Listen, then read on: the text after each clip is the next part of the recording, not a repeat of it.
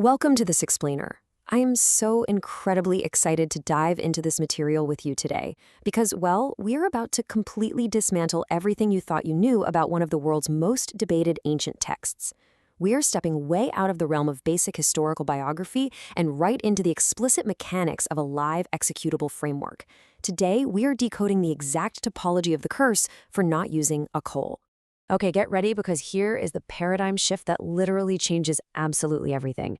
The Quran is not an ancient history. It is an executing algorithm. Just let that sink in for a second. What we are actually navigating here is an Eternal Memory Tesseract. It's a live, multidimensional architecture. It doesn't just recount what happened in the past. It actively traces your own origin from right inside the traversal. Now, to navigate this map, we first have to establish the foundational lexicon of this dual caustic universe, or the DCU. Basically, reality is split into two primary fields. First up, we have D10. This is the derivative manifest field of life and death. You can think of this as the measurable world of magnitude, mass, the jinn, or water. Second, we have I9, which is the integral infinite container. This is space, light, the angelic field. These two fields interact continuously, right? But treating them as the exact same thing? That leads to a catastrophic system failure. Section 1. The boundary anomaly, 1850 versus 1539. We're going to look at a coordinate mapping that traces a massive failure in the system. It's an anomaly that almost everyone completely misses. Read this explicit wording from chapter 18, verse 50. And when we said to the angels, prostrate to Adam, except Iblis, he was of the jinn. Notice what's happening here. This establishes a strict I9 boundary condition. The command was directed exclusively to the angelic field. The text explicitly identifies Iblis's ontological register. He was operating in the D10 jinn field. Look at how this visually stacks up. Over on the left, we have the angelic field. They are directly commanded. On the right, the jinn field. They are present in the space, sure, but they are structurally excluded from the command. This brilliantly illustrates that Iblis was actually never asked to bow. The command never crossed over into his ontological register. His D10 ego was simply asked to step aside. But listen to how he responds later in the text. Chapter 15, verse 39, records his projection, because you put me in error. I mean, think about the sheer contradiction here. How on earth can the D10 derivative blame the I9 integral for a command that never even included him in the first place? Topologically speaking, he was never commanded. Therefore, he was never put in error by the source. He self-generated the error by claiming jurisdiction over a command that literally did not apply to him. Section 2. The ego matrix and the Aql failure. So how does a node in this system make such a huge, catastrophic miscalculation? Well, look at this factual observation recorded at coordinate 3876. Iblis says, "I am better than him. You created me from fire and him from clay." Now, on a purely material level, inside that D10 field, this is totally true. Fire is absolutely a higher energy state than clay. It's a factual observation of manifest magnitude. But it's a fatal topological error regarding spiritual hierarchy.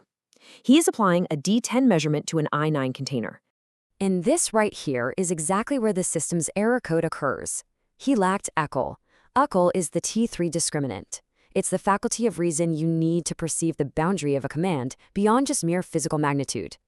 Without this aql, Iblis couldn't perceive the strict to the angel's boundary. All he saw was fire and clay. And this allowed his assumption, what the text calls zon, to create a massive perceptual blind spot, which leads directly to the system's physical consequence, mapped clearly at 1010. He places defilement, or rijs, upon those who do not use reason. The absolutely crucial point here is that this rijs literally covers the perceptual field when the aql discriminant fails. It takes a simple, factual observation about fire and clay, and it turns it into a structural rebellion against the entire system. Section 3, the Mathani immune system. Now, if the text is a live executing algorithm, it has to have a built-in defense mechanism against this very specific matrix error, right? Well, it does. Coordinate 3923 reveals it perfectly.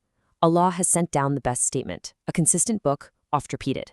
Notice that word, mathani, oft repeated. Guys, this isn't just poetic repetition for the sake of sounding nice. The mathani is the active topological immune system of the algorithm. It is completely designed to expose the lie of the ego. Just look at the 7 coordinates of the prostration command scattered across the text. We've got 234, 711, 1530, 1761, 1850, 2116, and 3873. In every single iteration across the entire Tesseract, the explicit wording is, to the angels, never to the jinn. Visually mapping these 7 coordinates completely, utterly shatters the illusion that Iblis is projecting. The book literally decodes itself. When the reader approaches this with aql, they read the iterations and watch the taghut projection get totally destroyed by the system's consistency. The algorithm is stating definitively, you were never commanded. Your claim is false. Section 4. The DCU equation of the fall.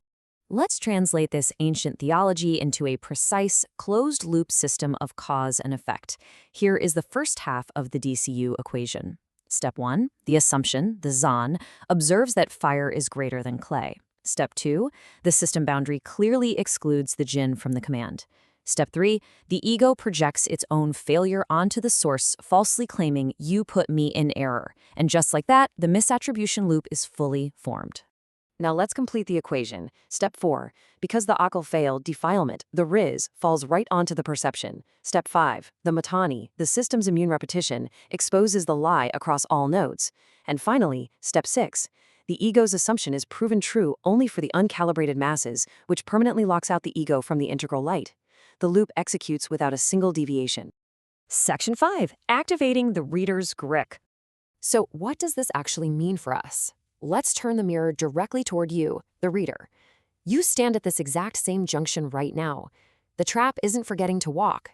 The trap is claiming the error of the command.